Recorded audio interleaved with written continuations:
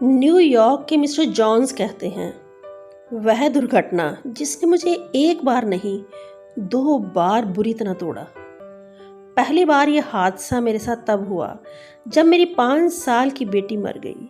वह बच्ची जिसे मैं बहुत प्रेम करता था। मैंने और मेरी वाइफ ने सोचा हम ये लॉस कभी बर्दाश्त नहीं कर पाएंगे, परंतु 10 महीनों बाद परमात्मा ने हमें एक और बेबी गर्ल दी। पर अफसोस 5 दिन में हमने उसे भी खो दिया। ये दोहरा दुख बर्दाश्त के बाहर था। मैं इसे बिल्कुल बर्दाश्त नहीं कर पा रहा था। मैं सो ना पाता, मैं आराम ना कर पाता, मेरी नसें खिंची रहती, मेरा आत्मविश्वास जा चुका था। आखिरकार मैं डॉक्टर्स के पास गया। एक ने मुझे नींद की गोलियां लेने की सलाह दी, दूसरे ने मुझे ट्रिप पर जाने के लिए कहा। मैंने दोनों ट्राई किए, परंतु कुछ काम नहीं आया। मुझे ऐसे महसूस होता मेरा शरीर किसी बॉक्स में बंद हो गया हो और उसके पंजे मेरे शरीर को लगातार कसते जा रहे हों। आप जान सकते हैं, अगर आप कभी दुखों के पंजों में बुरी तरह जकड़े हों, ये पीड़ा आप जान सकते हैं। परंतु धन्यवाद ईश्वर का, मेरा 4 साल का बेटा मेरे पास था।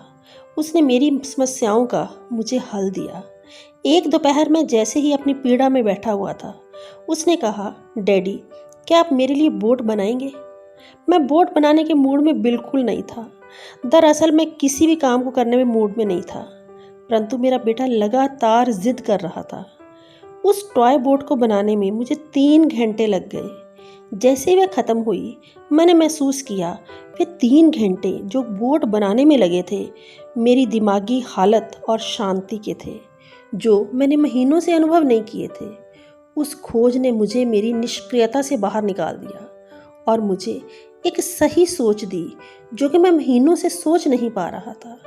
मैंने अनुभव किया कि जब आप काम में बिजी होते हैं तो चिंता करना बहुत मुश्किल हो जाता है, क्योंकि काम करने के लिए प्लानिंग और सोच चाहिए। उस बोट बनाने के प्रोसेस ने मुझे चिंताओं के घेरे से निकाल दिया और मैंने निश्चय किया मैं बिजी रहूँगा। उस रात मैं घर के एक रूम से दूसरे रूम तक गया। मैंने उन कामों की लिस्ट बनाई जो कि किए जाने वाले थे। 20 काम थे करने वाले। कम से कम एक हफ्ते में मैंने 240 आइटम्स की लिस्ट बनाई जिसे रिपेयर किया जाना था। पिछले 2 सालों में मैंने लगभग उन्हें ख़त्म कर दिया है। मैंने अपने जीवन को एक्टिविटी से भर लिया है। मैं न्यूयॉर्क में हफ्ते में 2 बार एडल्ट एजुकेशन क्लासेस अटेंड करने जाता हूँ।